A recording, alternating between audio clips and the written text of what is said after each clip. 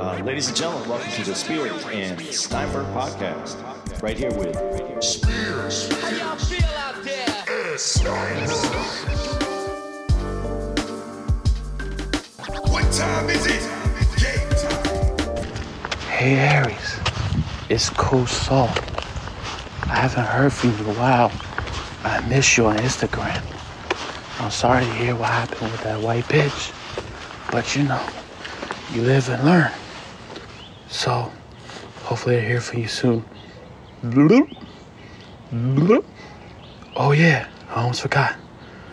Oh, Steve. Big shout out to Justin, my Hispanic homie that always sends me them fat, beautiful asses of broads. What'd you think of that? It was good. It wasn't bad. It grazed over what he wants to get to. Right. The premise was there comedically, but you're not a comic, so but comedically I would have done it where it was like a good impression of Coles, by the way. That was pretty damn good. You sound just like him. I would have did it where, you know, of course, Coles is the doorman at the gay club in the sea. And he'd have said everything you said, but then would have been like, all right, Aries, I got to get back to my job. Your name's not on the list. Who did you say you were? Oh, Steve. So that's not to diss what you did. Not at all. Because it was solid. Right. The blueprint was there, but the execution. So get on it. We need another one. All right. I put the SOS out there because we were worried about her safety. And she has responded. Thank goodness. So without further ado, let me warm up the pipes.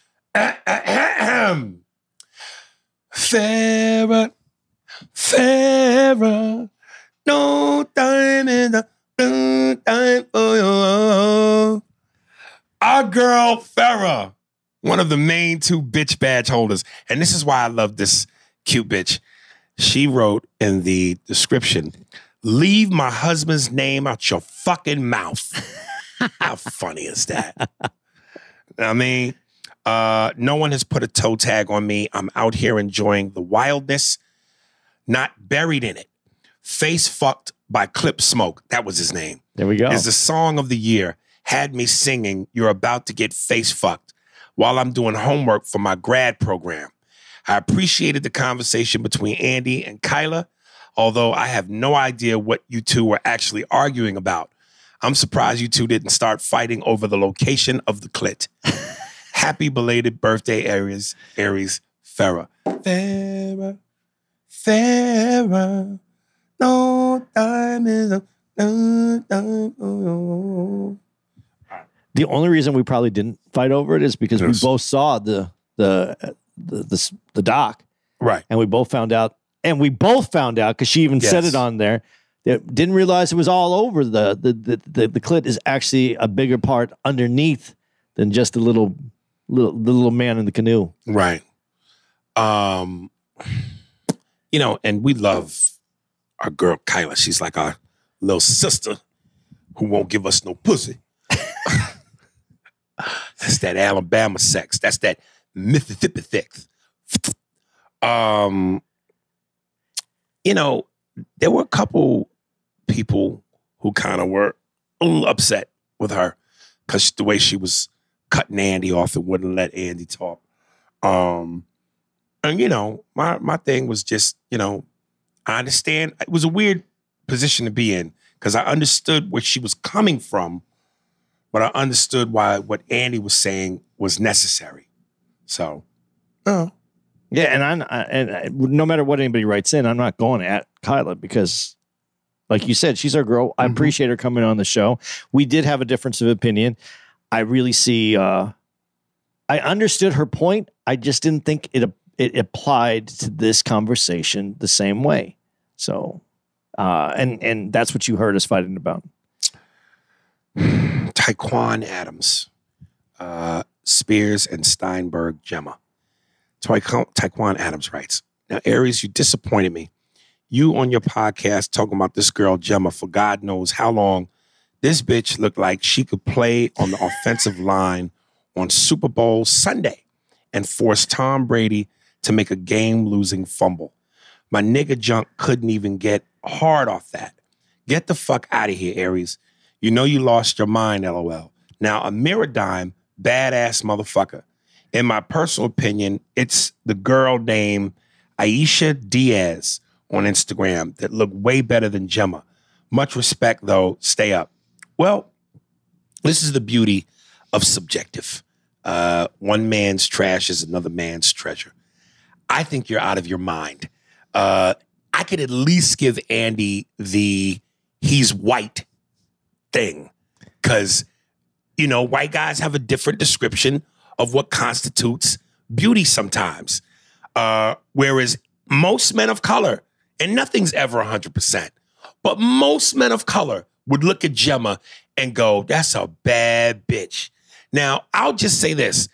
I hear you about your opinion, but if I was a gambling man, I would push all my chips to the center of the table.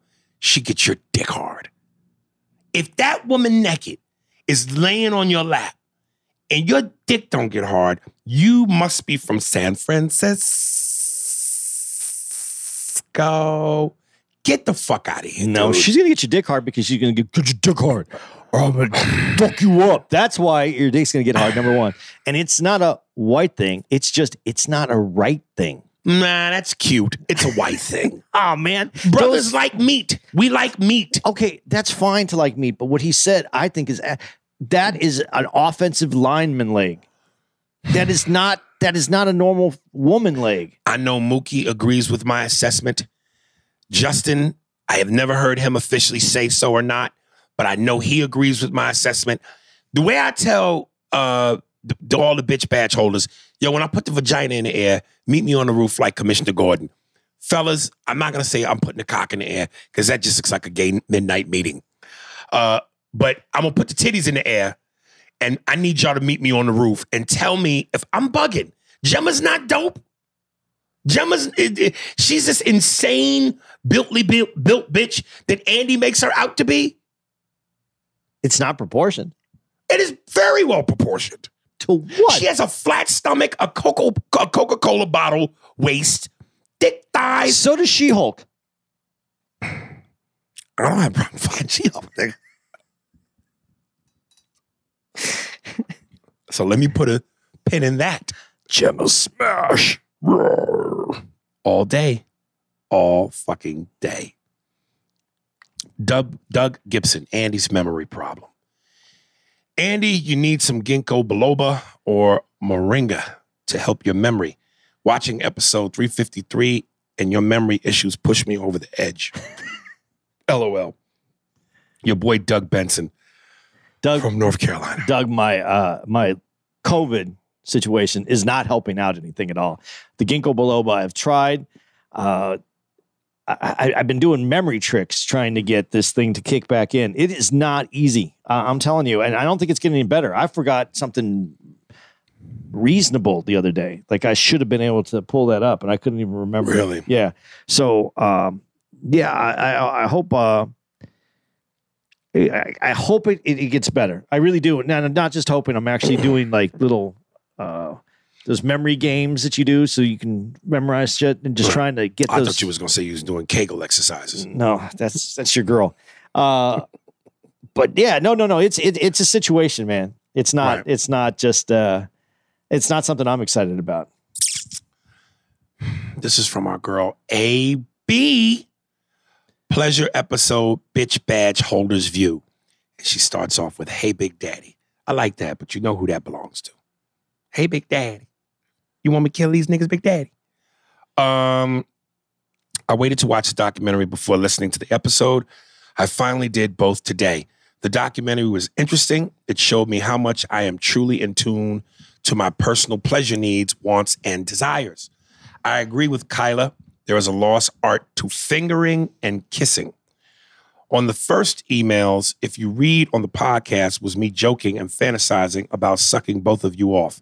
And I still mean to put a cartoon to that because I think there's something so funny to see an animated version of you running from the kitchen to the next room, blowing each of us off.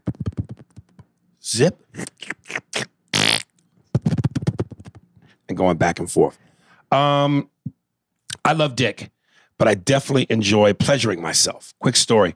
When I was a hot in the ass teenager, I'm going to stop you real quick because when I read this, you don't know how that moved my dick muscle.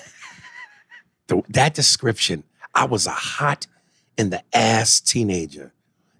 Do you know where the mind goes? Like, why was you hot in the ass? Did you have cream in there and it was steaming? Were you just a teenager with wet pussy? Like you just, AB. I don't know if you have a man. I don't know what your situation is. One time, as I told with Kyla, we should make a friendship mistake. We could role play. I'll be Cliff Huxtable and you could be, Claire, and just let's, boys swear, look at Claire, you look like a young teenager from back in the day.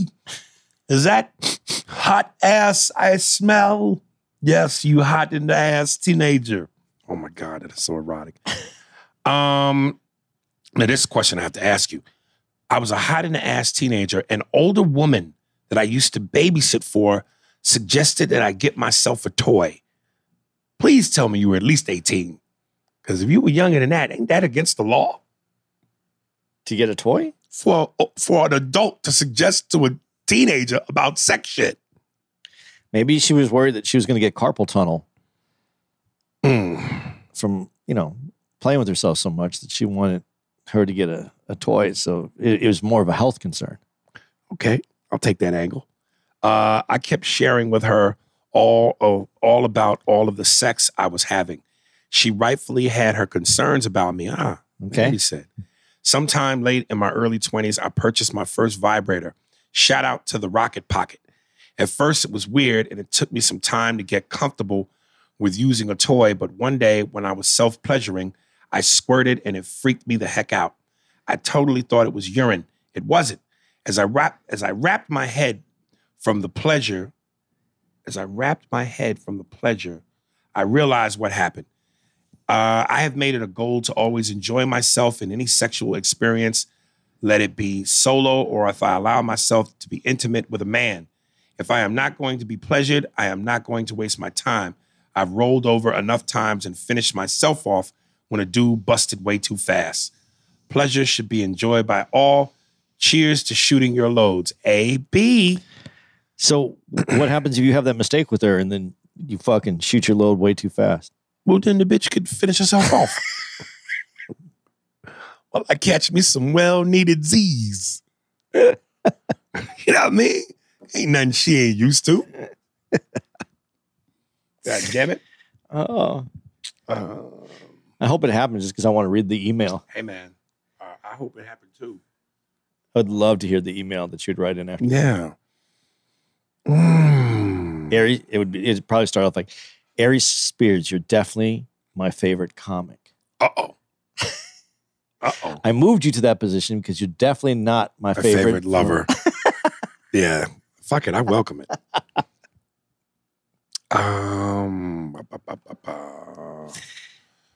Let me see. Darren Williams, shooter in New York. What's up, A&A? It's your boy Darren. Yo, Cleveland nigga. Just wanted to know your thoughts on the crazy old dude who shot them people in the subway in New York. I was shocked. He was black. What was he thinking? That dude was crazy. Also, Paula Patton is fine as hell, but would you eat her chicken? To that question, yes and yes. Know what I mean? Okay, guys. Y'all be cool. Last low-key 80s classic movie was 3 O'Clock High. Loved it. Watch it if you never have. $10, a lot of money. We talked about it on here. What? 3 O'Clock High? Yeah. What happened in New York? I heard, what happened? Dude, I don't have all the, I have the information that's been given out. Dude's little, apparently his, they keep saying kind of, they said that he might be a little crazy. I don't know. Might be. Might be. He's definitely, had some things that definitely have gone wrong. He was not living in New York at the time, got a U-Haul, came back to New York with firearms, went onto the subway and basically had been posting on his Facebook that he wanted to take out people or wanted to hurt people, especially white people. That's why they feel like something has been wrong to him in a way that he has issues with white people. And that part's understandable, but to go there is the next part. Right. So he got on the subway and he put out. Now this is the thing that kind of I don't completely understand. Now somebody did say that they were around him but you don't know how much of this is true because people say things afterwards that he told them to leave. So I don't know if that's true. But when you put out these. He put out these smoke bombs, so now you can't see who's in the subway. Oh shit! So if you have a smoke bomb, this is where this story about it being like he wanted to go after white folks. If you have a smoke bomb, you don't see who's in front of you, but you can see kind of an image maybe, but you're shooting at people. I don't know that you know who they are, so that doesn't make sense to me with the story. But he shot. I forgot how many shots he got off, but apparently like 36 people were injured. I don't know if that's all from shooting or they ran into things or hurt themselves trying to get out. But 10 people were shot. No one died. Thankfully, no one died. They were all, like flesh wounds. I don't know that. He must have been holding the gun sideways. Maybe critical. I don't know if anybody was in critical condition. I mean, I was watching it happen, but not happen, shooting, but watching the news. So that's basically all I know. And now, obviously now it's just going to be. Oh, the 10 people that were shot, were they white? They don't tell you that. They didn't release the names of her, so I don't know. But I to put it on, there's a lot of different things. And you know what? We're so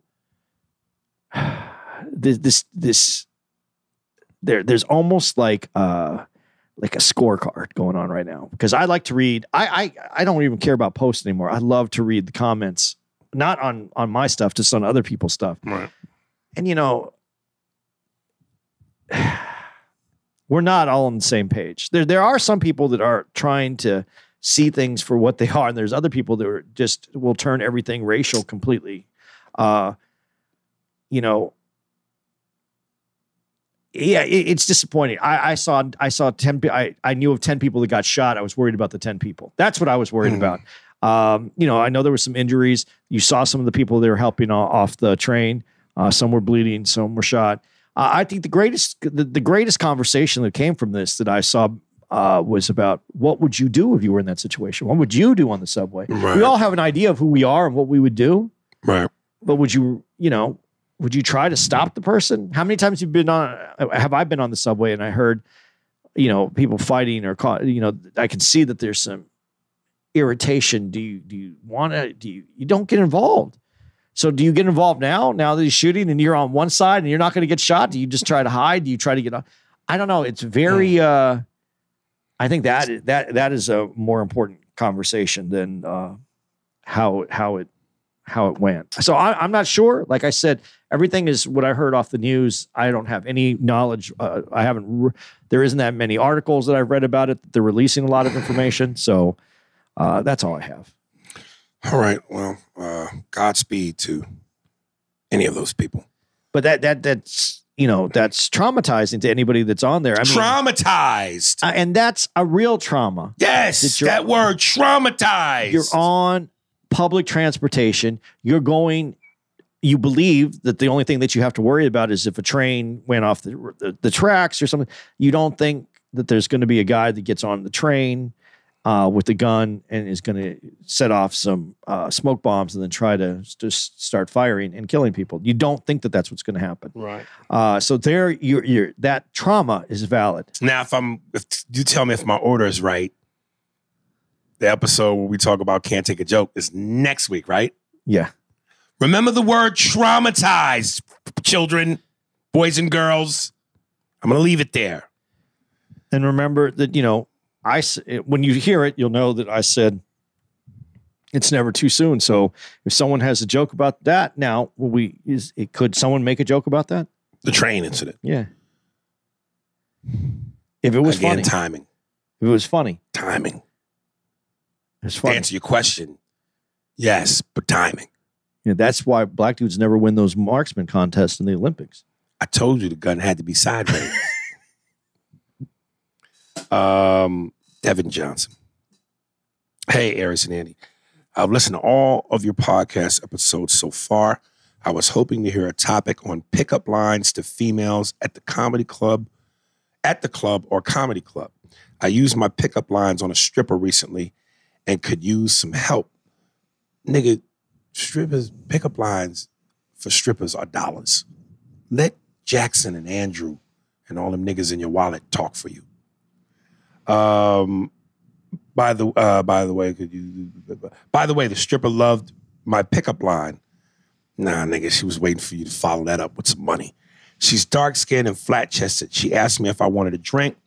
I told her I'm the man and I'll buy her a drink. LOL.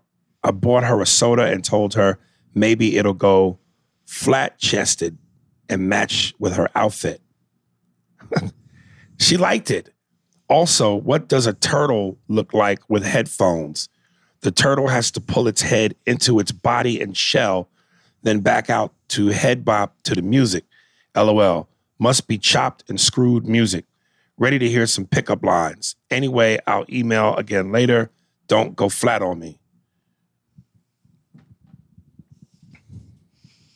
That was he wrote his first 5 minutes. Stand up? Yeah, but he only has about 22 seconds. I want to see what this bitch looked like that thought that line was cute. You called a bitch flat-chested. She's flat-chested. What is she going to do? I mean, most women are vain in that way and insecure about shit like that. She must have a hell of a sense of humor. Okay. Do you have pickup lines? Do I have pickup lines? Yeah. I ain't got no game. It's just bitches understand my story. You know that's an actual Nas lyric. Yeah. I love that nigga. I ain't got no game. It's just bitches understand my story. No, I don't have pickup lines. Like I would never, because a pickup line always sounds like one. I just say, hey, again, the quote. This is why I love Nas. I talk all that slick shit the same way these bitches do. I got gift to gab, nigga. You've heard me say that a million times. I don't have lines. I know how to talk to hoes. I like you use tongue tennis. Yeah, I know how to play tongue tennis. Yeah. And then Serena Williams, that bitch. I know what I'm doing. Yeah, when you say fly shit, I don't consider that a pickup line. It's just fly shit. Pickup lines almost sound like joke punchlines. They go together in a certain kind of fashion. Yeah. Sometimes you need an icebreaker. Like I don't have pickup lines. I just pull out my dick. Yeah. Is that your icebreaker? It's big enough to break the ice. So is it thin and pointy then? No. When she gets her drink, I go, hey, you want crushed ice or cubed? Zip. See, but sometimes that's what some people, I've seen dudes use the pickup line to get the initial laugh and break. But most women think that's corny. They do, but they'll still laugh. Ah. I'm not saying that that's what I would do. Right. But I can see where other people, and again, and I'm going to say this, and this is the truth, and no women have ever responded back on this. It's corny if you don't look good. The better you look, the less corny it is. Yes, that's true too. Like she'll be like, oh, that was corny, but goddamn, look at this motherfucker's jaw. Right. Everything. Look at his shoulder. Oh God, look at his shoulder. There's a sliding scale. Yes. What you said about the stripper. I know dudes that are ugly that spend a lot of money at a strip club and the strippers have gone home with them. Right. The strippers going with the ugly dudes. If they spend a lot of money. Oh, yeah. But that ugly depends on how much money they're willing to spend. You can't be broke and look like Willem Dafoe and have a pickup line. You could be William Dafoe. Yes. But you can't, like you just said, you can't look like William Dafoe. Right, but you got to be Willem Dafoe. Yeah. Because I always said, somebody said I had my hair real short. And my Willem beard Dafoe? was, no, my beard was, and someone said, you look like Dave Attell. Oh. And I said, and they go, but is that, and I said, you mean I sound like Dave Attell or I look like Dave Attell? No, you look like Dave Attell. I go, that's not a compliment. I mean, it's great to be Dave Attell. Yeah. But no one's ever got laid for looking like Dave Attell. Right. Sounding like Dave Attell, maybe. Right. Yeah, you can't look like John C. Reilly and Luis Guzman and be broke and have a pickup line. No. But John C. Reilly and Luis Guzman could. Yes, because they're who they are. Yeah, because it doesn't come. It comes with everything. Yes. Or at least the perception of everything. Their faces are like ugly Bitcoins. They're cryptocurrency. Dude, I don't think Luis Guzman is going to appreciate that. He'd be high. What's worse, Guzman's body or his face? I swear to God, I wish I could. I know the geeks, the hardcore Star Wars geeks would know exactly what I mean. Dude, in Return of the Jedi, they were like the gatekeepers, the guards at the gate. But they had these pig-like snouts. Oh, yeah, I know exactly Their what you're talking eyes about, went down, and they had the fangs, the two fangs that came up from the bottom. They're in The Mandalorian, too. That's Luis Guzman, nigga. I'm telling you. Dude, I wish we knew him. I would love to have him on the show. Because he's probably the nicest dude ever. Not only that, but when you fill a role, when you fill that niche role, there's some, and you continued, and you're a good actor, and you're good at what your job, and there's something about you that when you own a certain place in that. Listen, in movie lore, he's one of the go-to guys. Yeah, because he's been so dependable and so consistent that they just go, Luis Guzman. He's one of the dudes, man. But again, saying that, okay, I'm just going to put it in this, when there's that room where they're pitching people that they want for casting, and they say we need a Luis Guzman character, because the only Luis Guzman character is Luis Guzman. They're not looking for people that look like him. He just happened to fit something, and he's so good at what he does. Yes. He's developed a lane. Yes. But no one's jumping into that lane. Right. Yes, absolutely. That's an accurate assessment. That's why I would love to have him on the show. There's unique people in this business. What's that you said about unique people? Creatures, yeah. There's Doug Gibson. What Andy was trying to say. Yo, A&A, Doug Gibson from North Carolina. Great podcast. Did I just read this nigga? No. Oh, great podcast about sex and the ladies. Andy, bro, I believe I know what you were trying to say during the first debate with Senator Queen. Well, what I think Andy was trying to say was this. At the beginning of the documentary, there a statement made that women were seen as a disease of the world. Andy wasn't butthurt about his feelings, but tried to articulate the idea that women are and have been a protected human since the beginning. And in order for man, i.e. society, to be here, women cannot be seen or treated as a disease. Andy, correct me if I'm wrong, but I believe that was your stance. Brothers, I love y'all, and Kyla, my girl. You know you can make a white man cough, cough. Andy, scream, what the hell did I do? Ha ha. Appreciate the pod and you guys bringing the heat each week. Peace. Let me read that last part again. Randy, correct me if I'm wrong, but I believe that was your stance. Brothers, I love y'all, and Kyla, my girl. You know you can make a white man cough, cough, almost like air quotes. Andy, scream, what the hell did I do? What am I missing? Well, he's saying that the way she said it's like you like, that's my pause. I can't, I'm coughing. I can't get past that. You're right, because once she took what I said and made it racial, I was done. I had to figure out a way to say it in a way to bring it out of a racial situation. And I really couldn't, because she wasn't articulating it as a black woman. She was articulating it as a woman. And this series articulated the sexual being of a woman as a woman, not as a black woman. Now, there are points where they say, especially as a black woman, but that wasn't what our conversation was. Right. And you are very correct on how I was looking at it. My girl was sitting next to me in this when we were watching this. And as soon as that part came on, she also looked at the TV, because you can't always make yourself the victim and want to go forward. If you want to go forward, You can't make yourself the victim. And I understand that women have been victimized, but when women themselves make themselves the victim, that was a problem, because that was the beginning of this. I'm in it to see what I can do as a human.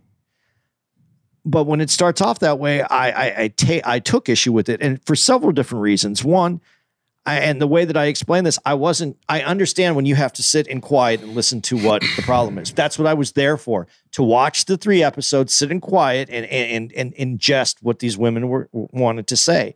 But at that particular moment, the introduction to this was something that baffled me, because, as you said, women, we can start with the inception of a child. We can't create the child. We can fertilize that fucking egg, but we can't make the kid. For the record, I've always been opposed to that belief. Fuck that. You can't do one without the other. And I get it. Women do the brunt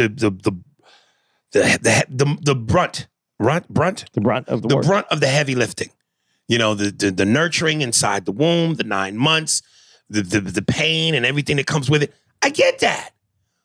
But I don't know, man, to dismiss us like that's all y'all do. Oh, you mean that's all we do? We're 50% responsible for helping you, but creating life? And I always hated that dismissive notion. Oh, well, all you do. No, you can't make chocolate chip cookies without chips. And if we provide the chips, then goddammit, we part of that. And then that's our part of it, is the protection of that development. I mean, when we go back through history, and this is the other part that wasn't coming across that I was trying to get out, but I couldn't because it became racial, and that was a problem. It is a problem. If we go back through history, before women, and this has been part of history, in the inception of humanity, when women got pregnant, men did the other outside work. Now we're talking about completely different times. Times today, we can go out and we can go to the supermarket. A man or woman can go to the supermarket and bring back home groceries.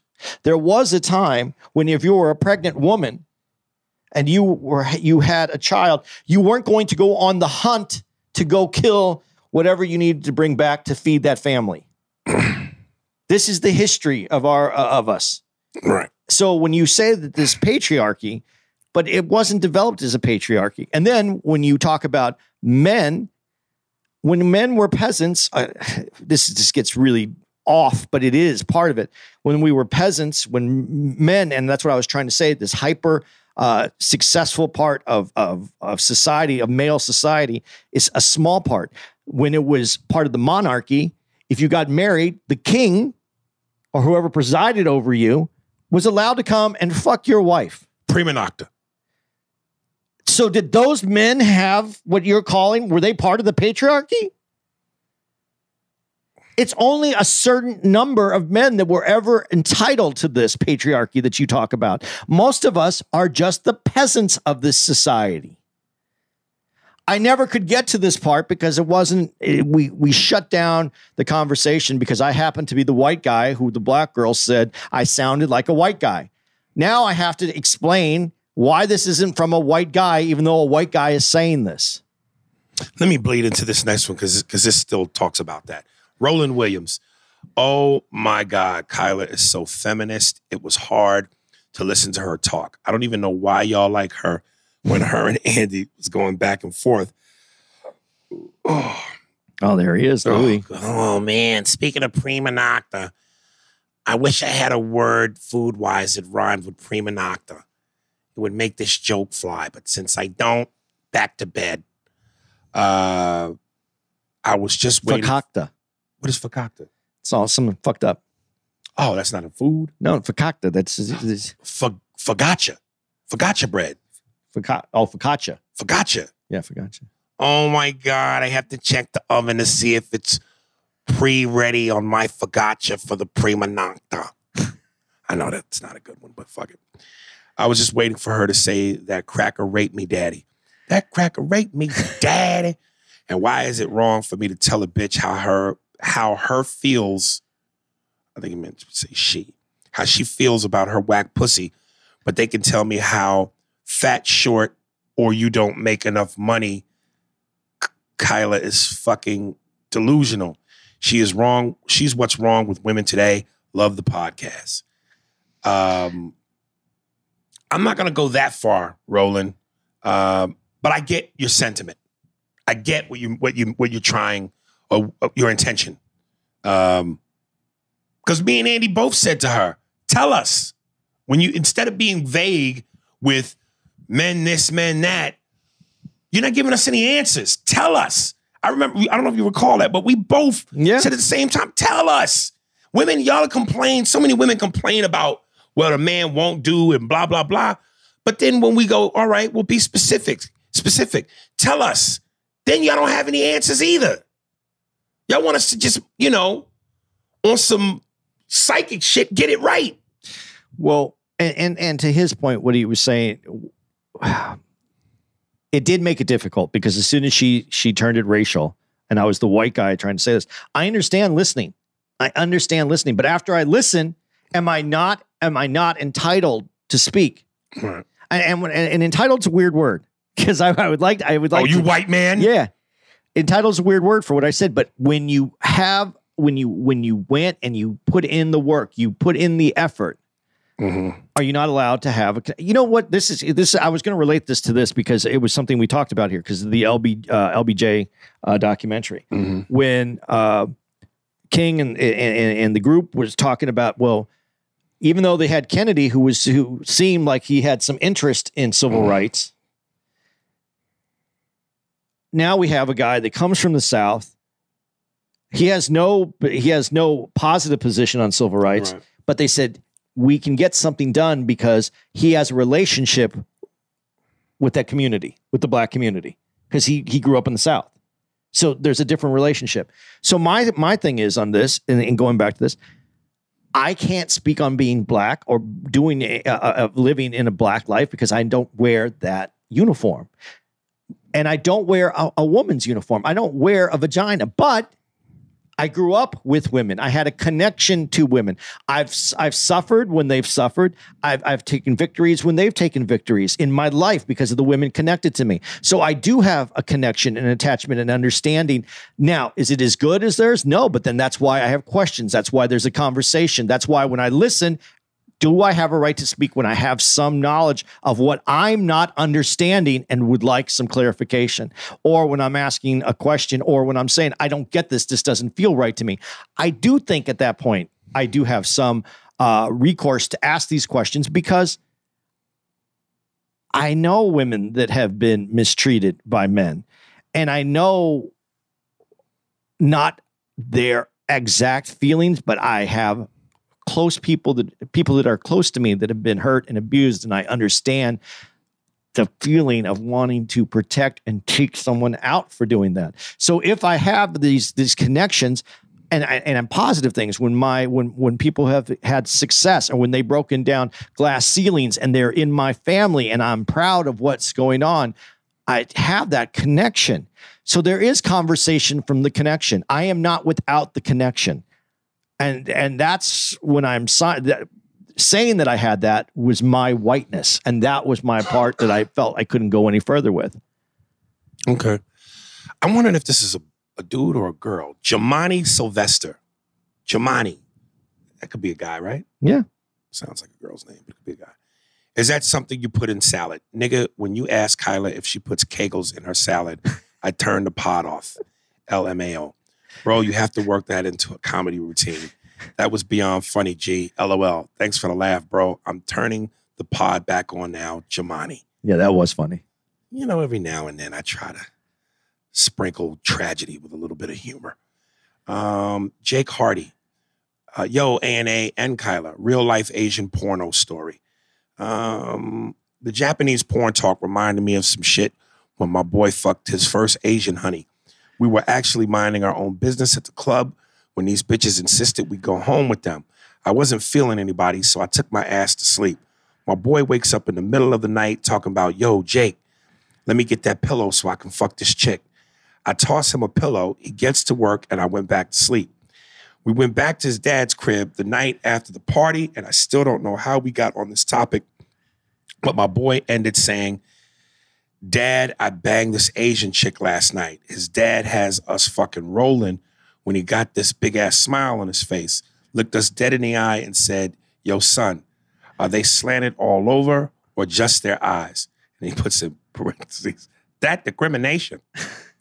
My boy told me later she didn't want to take her clothes all the way off and she didn't want him to use a condom. Wait a minute. My boy said she didn't want to take her clothes all the way off and she didn't want him to use a condom. Now I'm curious. So let me get out of here so I can investigate some Japanese shit. Peace out, Patinas. Jake Hardy, a.k.a. Blackie Chan. So she didn't want to take her clothes off, but she didn't want him to use a condom. What was she protecting? That's a really good question. What's the psyche behind that? I don't want to get butt naked, but I don't want you to wear a rubber. Yeah, you need to see what's going on down there. Woo. I'm just wondering what's the logic behind that?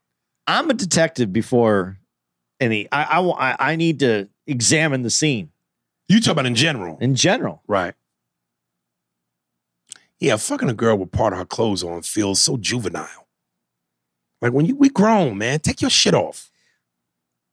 But she doesn't want you to see it down there. Maybe because of the porn. Maybe because of it's all pixelated. So, you know. Oh, right. Maybe it is slanted everywhere. But maybe that's why they have the pixelation. So you don't. So right. You don't know it's true. It's not all slanted down there. That's you could be hiding something. Right. You got to investigate. If you're not hiding something, what is the mental behind that? Well, some people are very insecure about their I don't units. want you to see my tits that may not be perfect, but go on, slide this AIDS up in me. That's the weird part. How do you know how do you know that there's actually a pussy there? Right. You need to give us more to that, brother. Yeah, and you know, I always investigate. What would you do if you went to sleep with there was like a scab, like down there near the pussy? Yeah, yeah. That would make me have cause for pause. You have to do investigation. Yeah. Deidre Ann Johnson. She simply writes, "Spitting is disgusting." Come on, Deidre. Come on, Miss Johnson. Spitting is a part of sex. It's all liquid. It's all about what they call it, juices and bodily fluids. It's all, whether you tongue kiss, whether you in foreplay, you get your lick game on. It's all juices and botanicals, lube and lube. I wish you got a little bit of a buzz last night and you left us, all the staff. We're in. We didn't walk back together? Yeah, we did at the end, but you went inside for a while. Oh. And I got to start talking about spitting on each other during sex. And okay. You weren't there. You would have had such a great time with the conversation. Oh, yeah. And they were all for spitting. Yes, I don't understand. We're grown. Let's not. Come on now. Let's grow up. We happen to be at the Albany Funny Bone. The staff is actually very funny. This was, and this is going to sound really, mostly chicks. But this is what's going to sound, when you listen to some of this next week's podcast will make some more sense. We had a conversation about sex and spitting that wasn't sexual. Right. You know, that's what I mean, what comedy can do. You can joke about something and no one's thinking anybody's trying to fuck each other from this conversation. Right. But we're talking about it. That's part of this. Right. So. Yeah. Dude, this is where if I was a white guy, and I got with a black girl and she was with it, do you know how hard it would make my dick to go, yo, let's play. Let's role play. It's the 1960s. You fighting for your rights. You can't sit on my dick because you're black. But you forcing your way. This is a sit on, not a sit in. You're doing a sit on. So you're sitting on my dick. And I'm like telling you to get up, but you won't move because you're fighting for your rights. I just go, you think you belong here, nigger bitch? Huck Tui. Wouldn't that make that shit more erotic? And then you beat me down with love and sex, and I change. So you're basically, you're basically the counter My dick's yes at the Walmart at the drugstore. Door, when you're trying to get your, it's the all white only section at the drugstore. Yes, you're trying to and that section spits on you. My dick is the stool that you're not allowed to sit on as a black woman because I'm a white man. But you sit there and you have to take the abuse that comes with that time. So I threw you and spit on you. But then you kiss me and you fuck me so good, all of a sudden it's open seating now. You defeat segregation with love. No. I don't think as a white dude you can get racial and sexual at the same time like that. Maybe some dudes do. I couldn't. I couldn't. Depends on how good the sex is. Nah, I'm empathetic in a way. I would have to be like the dude who came along, and then here it comes. Now it's a savior mentality where like I'm actually coming in to that's weak dick. Yes, that's weak dick. I'm telling you. That's weak dick. But here's what I got it. So I'm in Sugarland, right? What's Sugarland? Sugarland is in Django, and then I see Kerry Washington get put inside the heat box, the heat box. And so, at night I sneak in and I unlock the heat box and I steal Kerry Washington away. Okay. Oh, so you like rescue her? Yeah. Right. That would work for me. Right. But then that's when I would come in as Django and strangle you in the night and take back my black pussy. My Kerry Washington thing is a little off, I think. I got to be careful. I know what you're going for with that, but yeah, Big Dick Django can't let you have that. I choke you in the forest and I just leave you there. And me and her run to freedom. And then in the morning, your body is discovered by Randfoots. What this here? Look like a dead white man. Oh, I better get away from here. They're going to think I did it. Either that or Junebug Spade. Takes off. Deidre Ann Johnson. Oh, and then she followed up with the thing. And, Andy and I were sitting in the car. We were going in Baltimore, we were going to Jimmy's, the seafood place where he bought me a belated birthday lunch/dinner. We planned it because we knew we didn't have time when we were in the other city. Where were we before that? Before Baltimore? Yeah. That's where we were on your birthday, though. Yes. Yeah, okay. Where was I on Sunday for my birthday? You were back home because we left on Sunday. No. Weren't we in Naples? Because I got the cake. Oh, that's right. I got the cake. That's right. We did have a Sunday show. Yeah, so we did have a Sunday show. Yeah, but we weren't going anywhere around there because that was just weird. Naples. Yeah. But we were in the Uber on the way to Jimmy's, and I showed him the video where Michael Blackson was talking to T.I. about having been booed at the Barclays Center. Yeah. And prior to, me and Andy was saying, humble, man. This game will humble you. So I reposted the post. Excuse me. Oh, my God. I reposted the post, and 98% of the people agreed with me. But it was amazing. And I think these had to be hardcore T.I. fans. Or people from Atlanta. That too. And he said, man, you hating. Of course, I'm hating. And I said in the fucking description, I don't have a problem with an artist trying to grow and expand into a different art form. That's him trying that is commendable. That wasn't my issue. My issue is don't be arrogant. Don't say comedy's easy. You don't fucking heckle another comedian, and you humble yourself. That was my issue.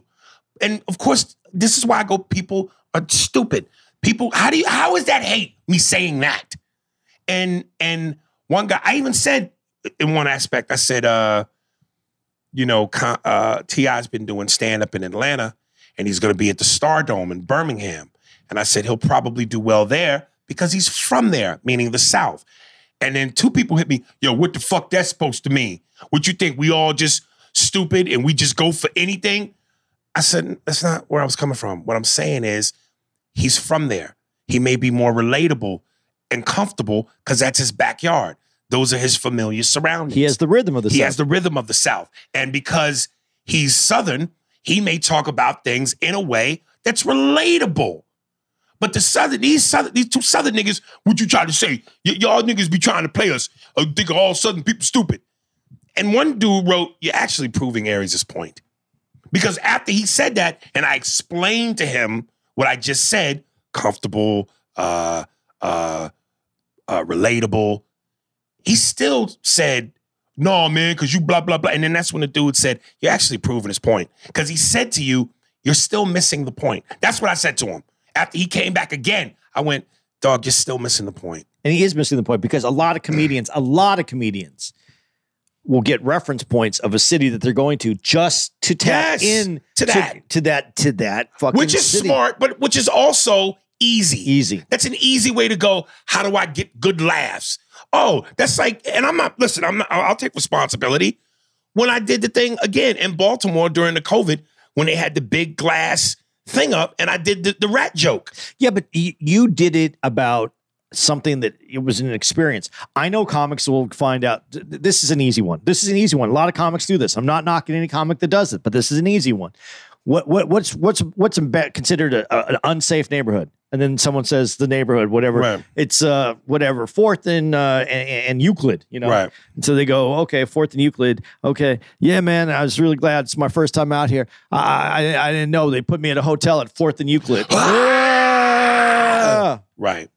Easy shit. Yeah.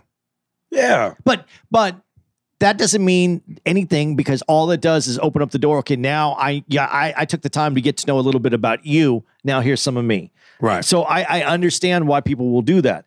But that's what when you do, like Aries has said, when you do comedy where you're from, in your area that you're comfortable, you know how to talk. You know how to move with those people. It's like we talk about, they haven't heard this yet, right? The Tony, yeah. No, they haven't heard this. You're going to hear about the Tony Hawk documentary. And Tony Hawk said the thing he had to do was get away from the skate park that he used to become a great skater because that's where he knew how to do it. You know, the Boston Celtics, another great example.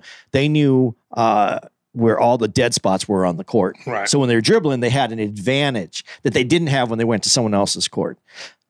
Again, in comedy, you know where the dead spots are in your city. You know what to avoid or where to go to get the. In comedy, you don't get that advantage. You have to learn how to be able to do it on anybody else's court. Right. And so that's what we were talking about. Right. But when you're from the South, you know where the dead spots are on the court. Yeah. And from the clip, I remember he was addressing one white guy who was booing him. Yeah. And he said the thing about you just got here, gentrification. Yeah, you just got here. I will not accept anything about gentrification from you. I will accept it from my own people, but not about you. And the boos got louder. So he was trying to play on the race card. And it was like, nah, motherfucker, you stink. So black people weren't going to jump on your side because you were dressing the white boy when it was about you stinking. That was an easy out. That was your attempt at an easy out.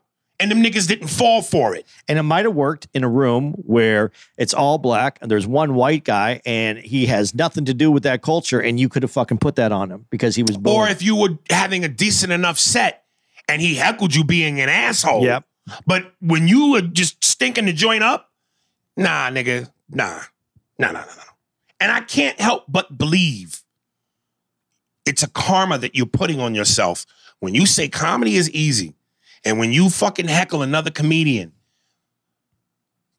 karma's, it's waiting on you. Now, and what a place to wait other than New York City, Brooklyn, at an arena. He's met with a comic that he did that he heckled, that he stopped her from performing. He met with they did a video. Yeah. I know. And she's all about it because it's giving her some attention.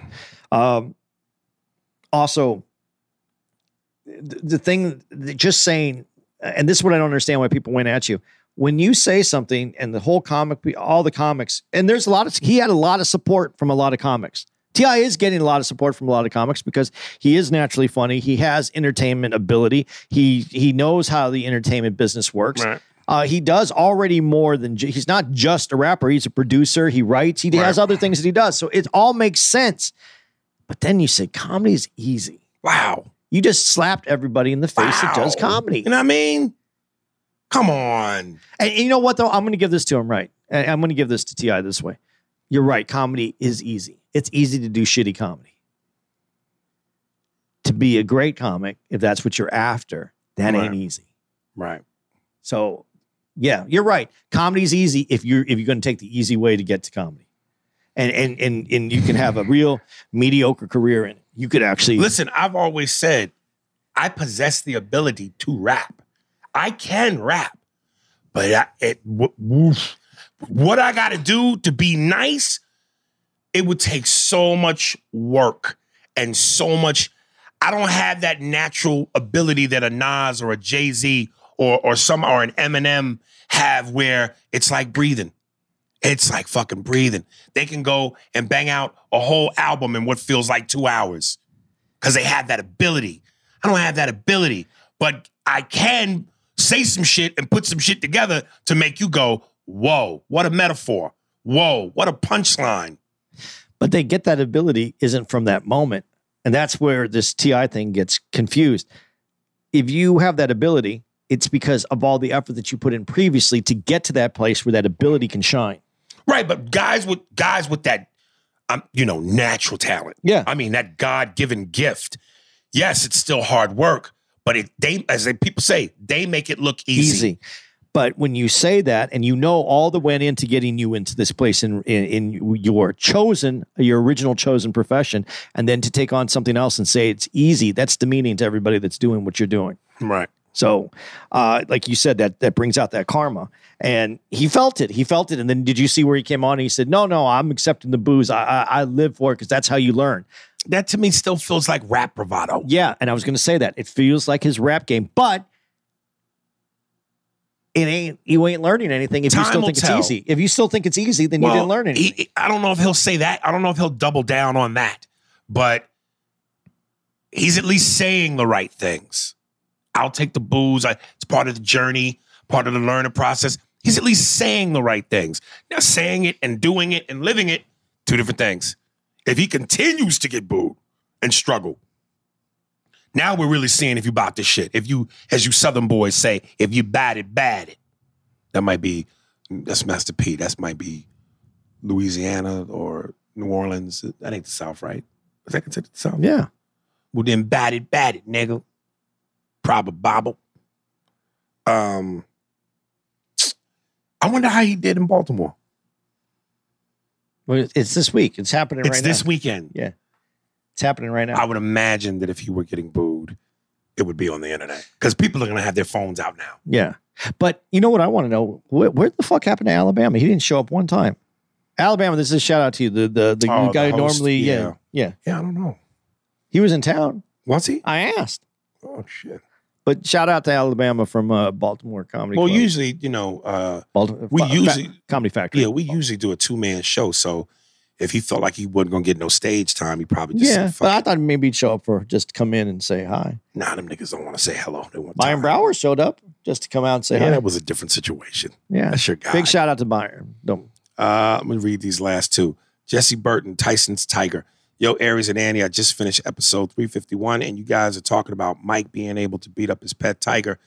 And it made me think what he would have named it. And immediately I thought of, he would name it Tony. And from that, I thought about when Sosa called Tony and said, I told you, don't you ever try to fuck me, Tony. And I imagine Mike saying that to his tiger after beating it up. Don't you ever try to fuck me. I do. I fuck you. You're the fucky. So I was hoping Aries could do his impression of Mike saying that as he beats up his tiger. I hope this email came out good. I'm 3 20-milligram edibles deep, and I'm feeling very good at the moment, and I'm trying to concentrate to type this, but my ADD is distracting me. Also, Gemma can get it, but only if she promises not to get on top and Hulk smash my nuts into the protein powder she must use to get that thick. Sincerely, Jesse. Rest in peace. P.S. Rest in peace, Gilbert Gottfried. Fuck y'all, man. I'm not gonna have y'all keep disrespecting my fantasy. Yeah, because you know what that's the greatest thing though, is not just beating up your tiger. Right. But then you tame the tiger. So you can ride the tiger. And the tiger knows that it's okay. It depends on what your idea of sex is. Mauling is part of sex. Okay. I'll take a mauling, nigga. Yeah. All right. We're going to read this last one from Kolsch. Kolsch, I just want to say to you, you know I love you, man, but you got to relax, nigga. You have got to fucking relax. All right? Don't take this shit personal. I don't follow. Only things I'm following are a few selected comedians for certain reasons. And I follow money shit, you know, anything about cryptocurrency, real estate, money, stocks. That's 98% of what I follow. You follow Gemma? I actually don't. See? I actually don't. See, Coach? I know how to find a bitch when I'm need a fix. You can't miss her. And my WhatsApp, that's business for me. Let me ask you this question about Gemma, though, since we got there. If you had let's say things didn't work out well for you and you had to move into like an apartment, you know, but like you, and you had people living above you. Right. Would you want Gemma as your neighbor? Would you want Gemma as your upstairs neighbor? Because I think you could hear her, like every step you'd just be in your apartment. You just hear, my fantasy is that if I lived under her, she would be doing some sort of cardio workout. Maybe Kegels. Whatever. Kegels. Whatever. And I hear boom, boom. And then the last boom, she falls from through the roof down right on my dick. See, that is plausible because I think she would fall through the roof. She'd go right through. And she'd land exactly where she needs to be. Yeah. And your legs would be broken. Your legs would be broken, crushed. God, I swear. All right. This is from Kolsch K. Principles of Pleasure Reaction. What's good, Andy, Aries, Kyla? Love this Principles of Pleasure pod episode. Couple things. One, oh boy, in the Cosby voice. Men have G-spot in their ass, wiped me out. Two, I related to Andy in terms communication and foreplay pre-sex, talking, holding hands, intimacy is key. Also, him and I are Virgos, so I connect with him on points of view. Well, ask him for his WhatsApp, nigga. 3, Kyla growing on me. I really tried to understand her thought process and viewpoints this time around more than ever in the past. 4, our boy Mama Mookie got skills I see. Okay, Mook can rap. 5, I love Aries' maturity, more listening on this episode and his insertion, pause, LOL of jokes during the heated exchange between Kyla and Andy. Brett Butler, baby. 6, I say up the ante with having one night, passionate, beautiful mistake, threesome with you, Kyla, Andy. Fine, Andy can watch the action. I'd have to watch. I wasn't allowed to talk. Yes, so you damn sure ain't allowed to stick your white German meat in that. It's not German. All you pink toes, nigga, are fall into the same umbrella. No. I had to do my research on Kegels, and oh boy, that's fascinating to watch. How many women know about it? Should Kegel be common knowledge to the principles of pleasure to all women? As a man, can I get Kegel with my junk? 9, dominating as a man seems like the last line of defense for us. However, women want to feel like they're dominating too. What difference? Yeah, those are called something that rhymes with thespians. What difference does it make who's dominating when the goal is to provide sensual pleasure? We need part 2 because my bag of chips were halfway finished. Give us part 2 with Lacey on this pleasuring thing because she's really actually growing on me. Love and peace, partners. Yeah, this bag of chips was one of them kind you give your kids for school. They call them Lunchables. Lunchables. These were individual packets. One-shot deal. One-shot deal. Yeah, that's interesting. There's some interesting takes on there. I don't really have any comments on it though. I mean, he got deep. He gave us his top 9, or did he go 10? He gave us his top 2 mini. Top 2. It was like Letterman. Yeah. Where you got the yeah, well, glad you appreciated it all, brother. And that would be it. Announcements before I find this musical person. yeah. Why don't we just say where we're going to be again? To want to write into the podcast, Aries Spears 45 at Hotmail. Patreon, support it. Spearsburg Pod. YouTube, Spearsburg Pod. Facebook, Spearsburg Pod. MySpace, Spearsburg Pod. And Twitter, Spearsburg Pod. And you got to share this stuff because I appreciate everybody that's listening to us, everybody that's subscribed. And if you're listening and you haven't subscribed, just subscribe. It doesn't hurt you. It doesn't cost you anything, but it helps us. And we worked a long time and provided free content. Please grow our podcast. Subscribe and then share so that we can get other people to subscribe so that we can grow our content. Some of you have complained about that we have too many commercials on the podcast now. Subscribe and get other people to listen to it, and our commercials will go way down so that we can actually continue to do this. Okay, you're listening to this is on the 21st, and we are at Skyline Comedy Club on the 21st, and that's in Appleton, Wisconsin, from the 21st, April 21st through the 23rd. Then the 29th through May 1st. So April 29th through May 1st, we're going to be at Summit City Comedy Club in Fort Wayne, Indiana. After that, we are at the Pittsburgh Improv, and that's May 6th, 7th, and 8th. Then we're going to be at Louisville Comedy Club the 13th through the 15th. And again, I said this on the last podcast, excited to be back in New Jersey at the Stress Factory in New Brunswick, where Aries and I are going to be on a field trip, showing them a lot of Soprano stuff. And then May 26th to the 29th, we'll be at the Helium in Philly. Very excited about those dates. From Chris Smith, it says Britta Block Life, social media, Facebook, Britta Block Life. Britta is spelled Britta, Block, BLOCK, Life, LIFE. Oh boy. That tasted like pudding. You know, everybody knows that I was a homosexual. That actually tasted like the pudding that I inhaled from Bill Cosby's ass.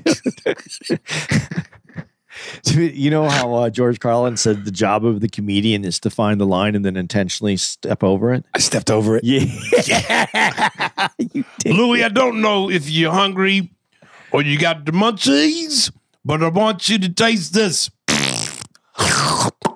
Oh, boy.